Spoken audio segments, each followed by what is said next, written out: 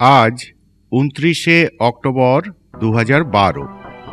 আমাদের সফরের তৃতীয় দিন। গতকাল রাতে আমরা অত্যন্ত প্রতিকূল পরিস্থিতির মধ্য দিয়ে লাভা পৌঁছে পূর্ণেন্দু মুখার্জির তত্ত্বাবধানে থাকা একটা হোমস্টেতে আশ্রয় নিয়েছি। একদম ভোরে বেরিয়ে পড়েছি সূর্যোদয়ে লাভার সৌন্দর্য আস্বাদনের উদ্দেশ্যে। আমরা দাঁড়িয়ে আছি লাভা মনাস্টারির চত্বরে। সূর্যের প্রথম আলো এসে পড়েছে তুষার শৃঙ্গের গায়ে। রাঙা হয়ে উঠেছে উঁচু শীর্ষগুলি। অসাধারণ সুন্দর দৃশ্য। আস্তে আস্তে আলোর রং লাল থেকে পাল্টে কমলা হয়ে যাচ্ছে। তুষার শৃঙ্গের গায়ে এই রং বদলের খেলাটা মনকে একদম মোহাবিষ্ট করে রাখে। আমাদের ভাগ্যে এমন সূর্যোদয়ের দৃশ্য কিন্তু তেমন একটা জোটে না, তাই মনটা আনন্দে ভরপুর।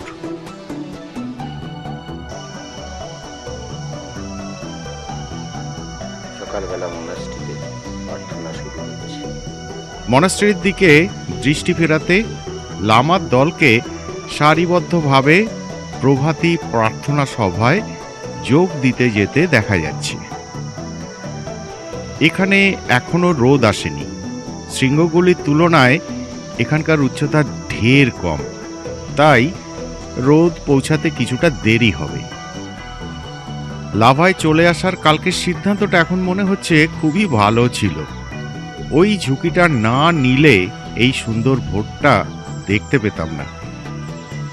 একদম পরিষ্কার আকাশ, হিমালয়ের তুষার মোড়া কিছু শৃঙ্গ দেখা যাচ্ছে। অবস্থান এবং আকৃতি দেখে মনে হচ্ছে এটি যমলাহরী বা চমলাহরী শৃঙ্গ এবং তার সংলগ্ন অঞ্চল। এই শৃঙ্গ ভুটান ও তিব্বতের সীমানায় অবস্থিত। যমলাহরীর উচ্চতা ২৪,০৩৫ ফুট এবং সেটি ভুটানের দ্বিতীয় উচ্চতম শৃঙ্গ। এর হিমবাহ হতে ভুটানের বিখ্যাত নদী পারো চুয়ের উৎপত্তি। এবার এখানে রোদ এসে গেছে। আলো অনেক বেড়ে গিয়ে সামনের দৃশ্যপটে তুষার শৃঙ্গের প্রাধান্য কমে গিয়ে সামনে সুন্দর পাইন বনের দৃশ্যটাই কিন্তু নজর কাটছে। আমরা যে হোমস্টেতে আছি তার থেকে সামান্য দূরত্বে এই সুন্দর ভিউ পয়েন্টে আমরা এখন দাঁড়িয়ে আছি।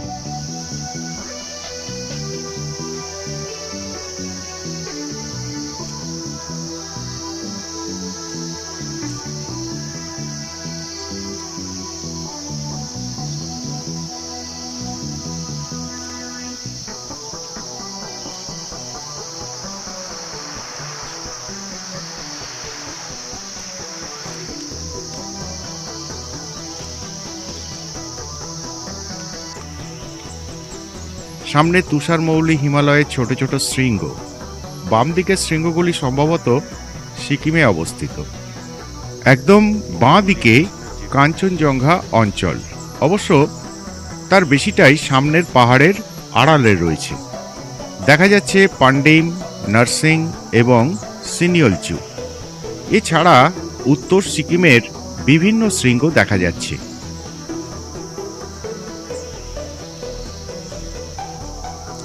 বরফ পড়ে যাবে।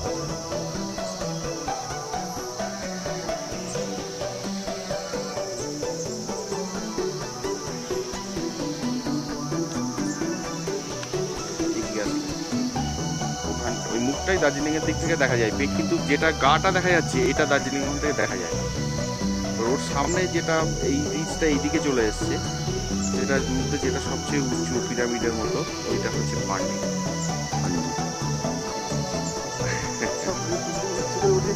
এখান থেকে খুব সুন্দর দেখা যায়।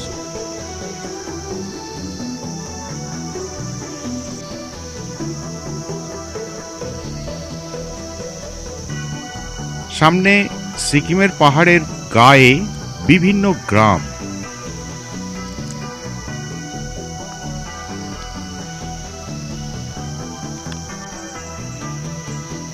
এই বাড়িটার অবস্থান খুব সুন্দর জায়গায়। আমরা যে পাহাড়ে দাঁড়িয়ে তার পশ্চিম দিকে অসাধারণ সুন্দর দৃশ্য। ক্রমশ আলো বেড়ে গিয়ে এখন দূরের তুষারমৌলি হিমালয়ের দৃশ্যটা কন্ট্রাস্ট হারাচ্ছে। এবার আমরা দেখে নেব অযত্নে বেড়ে ওঠা কিছু ফুলের দৃশ্য। এই পাহাড়ি অঞ্চলেই যাদের দেখা মেলে পথঘাটের আশপাশে।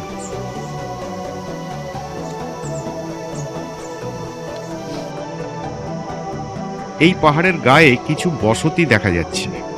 এই রাস্তায় এগোলে সেগুলোতে পৌঁছানো যায়।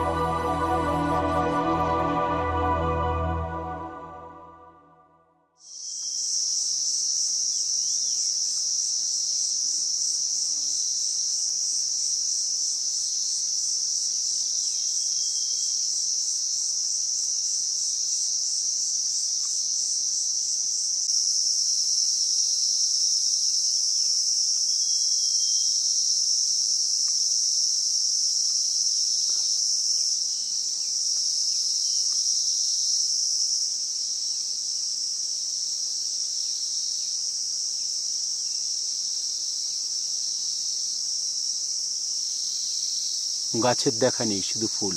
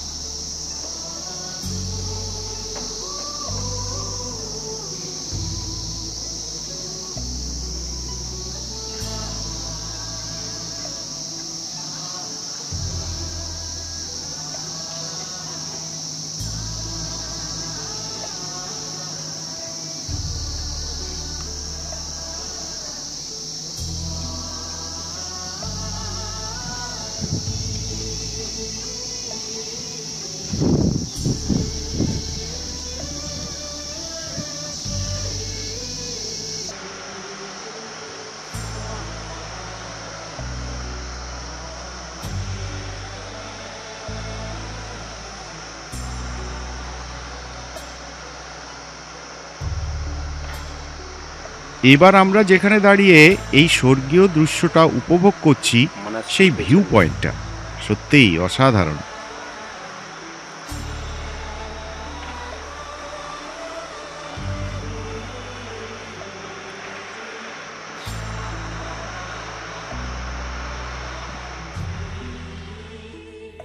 আবহাওয়া চমৎকার, পরিষ্কার আকাশ, সুন্দর মিঠে রোদ উঠেছে।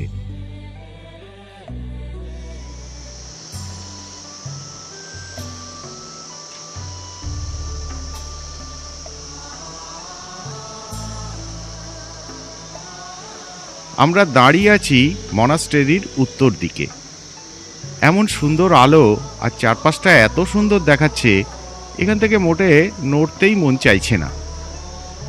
এই হিমালয়ের মন্দির বা মনাস্ট্রেরি সবসময় সেই অঞ্চলের সেরা জায়গাটাতে তৈরি হয়। ভালো দৃশ্যপট নির্বাচন করে তবেই উপাসনাস্থল তৈরি করা হয়।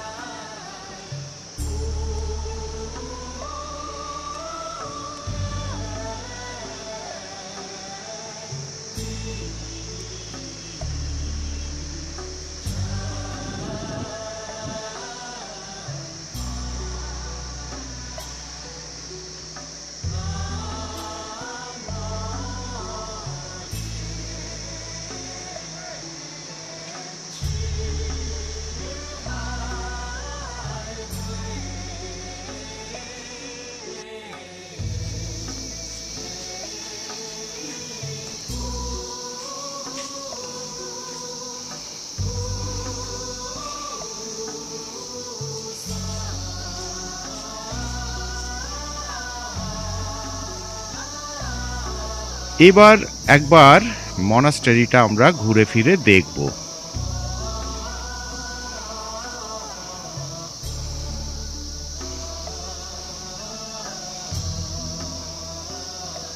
এটা একটা প্রার্থনা মন্দির। এটা বুদ্ধ প্রবর্তিত ধর্মচক্র।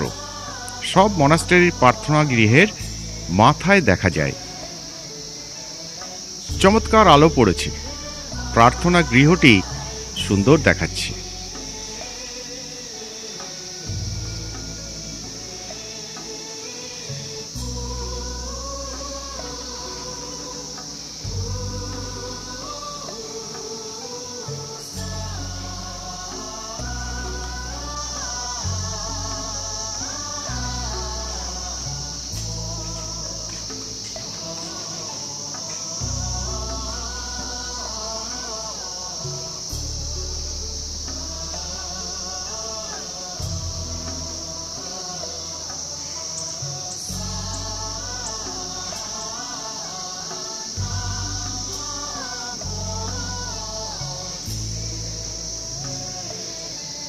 বৌদ্ধ মনাস্টারির বর্ণময়তা আমার খুব ভালো লাগে।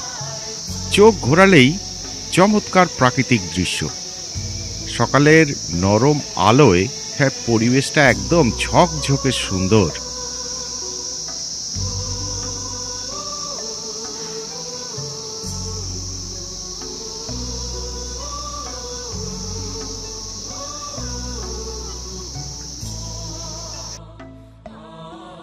পাশেই ফুল ফুটেছে, খুব সুন্দর ফুলগুলি।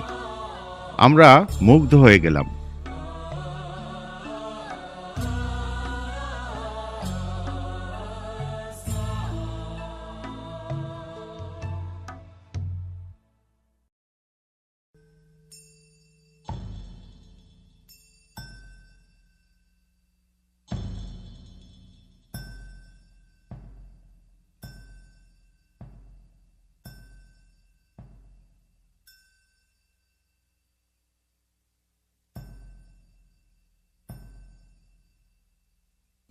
উত্তরে তাকাতে কাঞ্চনজঙ্ঘার দেখা পেলাম। পরিষ্কার আকাশের পটভূমিতে রাজকীয় গর্বে দাঁড়িয়ে আছে। এখান থেকে কাঞ্চনজঙ্ঘার প্রধান দুটি শীর্ষ একই সরলরেখায় দেখায় বলে তাকে একটু আলাদা রূপে দেখা যায়।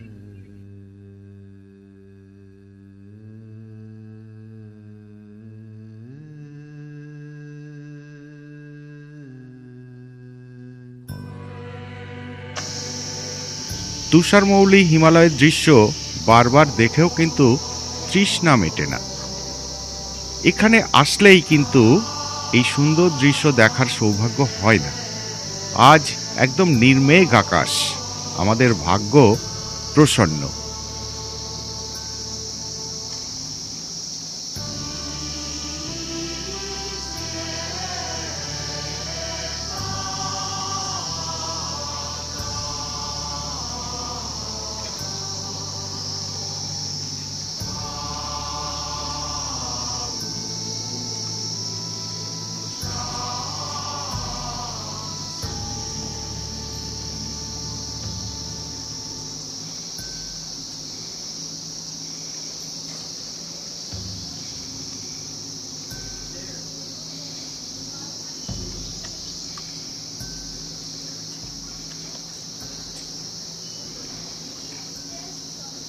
মহাযান বৌদ্ধ শাখার একটি বিবর্তিত রূপ তিব্বতীয় বৌদ্ধ ধারার এই ধর্মস্থানটিতে কাগেয়ু মত অনুসৃত হয়, যা একাদশ শতকে উদ্ভূত হয়েছিল।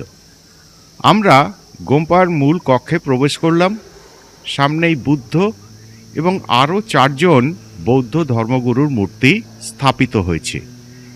লাভার এই মনাস্টেরির আসল নাম কাগেয়ু থেকচেন লিং মনাস্টেরি বা রত্ন ঋষি বিহার বৌদ্ধ গোম্পা। 1980-র দশকে লাভার স্থানীয় মানুষজন তৃতীয় জমগান কাংথ্রুল রিনপোচের কাছে এখানে একটি গোম্পা স্থাপনের আর্জি জানান এবং তার জন্য তারা 4 একর জমি দেওয়ার প্রস্তাব করেন। এখানে স্থানীয় মানুষজনের একটা বড় অংশই বুদ্ধের উপাসক। তাদের সংস্কৃতি রক্ষা ও ধর্মাচরণের সুবিধার্থে তারা এই পরিকল্পনা করেন। 1987 সালে এই প্রকল্প অনুমোদিত হয় এবং নির্মাণ কাজ শুরু হয় পরের বছর। 1990 সালে নির্মাণ কাজ সম্পূর্ণ হয়ে যায় এবং একে জনসাধারণের জন্য উন্মুক্ত করে দেওয়া হয়। 2001 সালে দালাই লামা মনাস্টারির পাশে মানে লাখাং নামে একটি মন্দির উদ্বোধন করেন। বর্তমানে প্রায় 100 জন বৌদ্ধ লামা এখানে আছেন, যারা এখানকার ঐতিহ্য রক্ষা করে চলেছেন।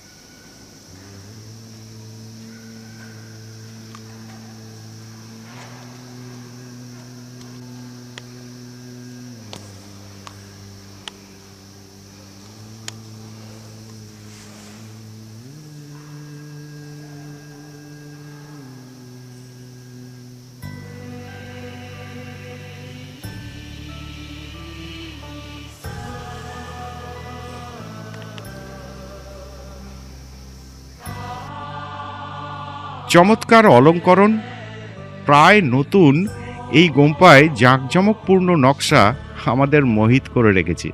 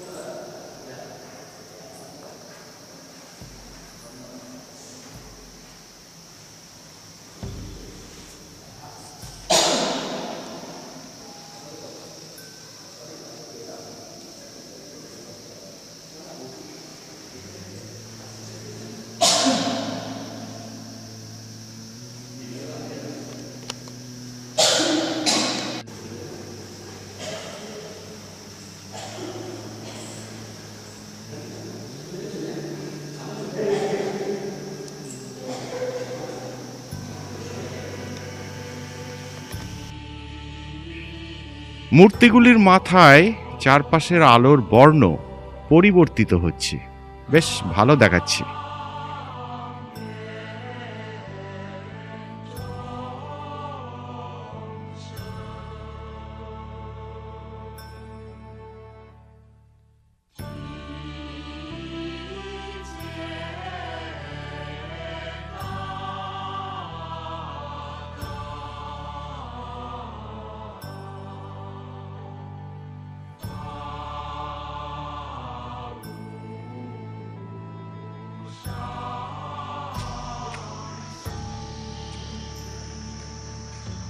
লাভার মনাস্ট্রি। এখন সকালবেলা 7টা বাজে। এক সারি সুন্দর চড়তেন এই প্রাঙ্গণের একপাশে দাঁড়িয়ে আছে।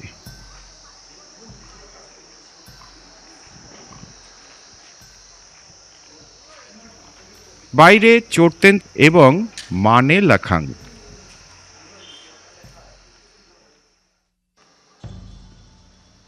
মনাস্ট্রির ভেতরে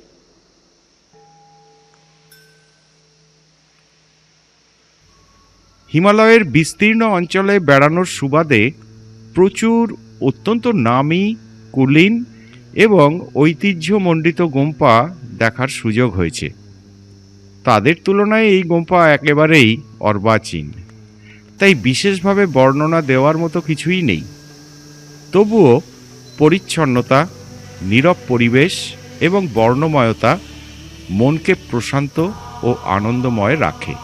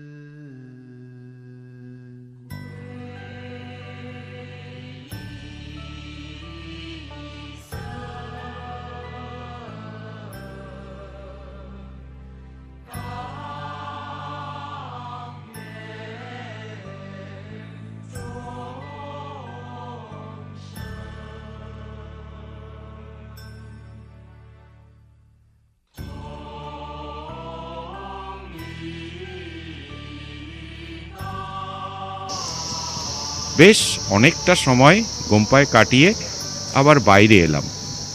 শিক্ষার্থী লামা এবং শিক্ষকদের দেখা পেলাম। এমন চমৎকার পরিবেশ, তারাও এখানে দাঁড়িয়ে প্রাকৃতিক দৃশ্য উপভোগ করছেন।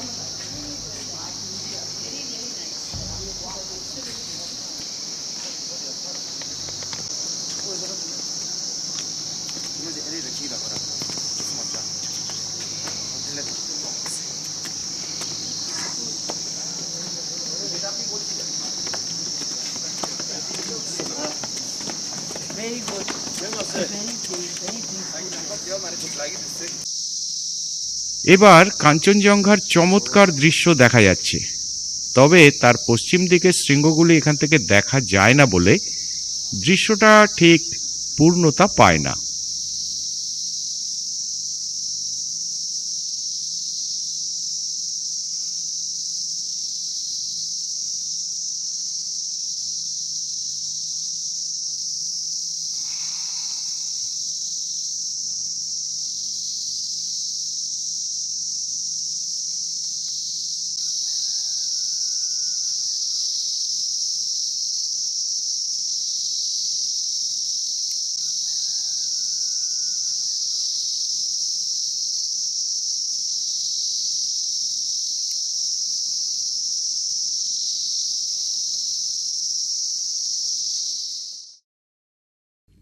এবারে এখান থেকে বের হয়ে যাওয়ার সময় হয়েছে।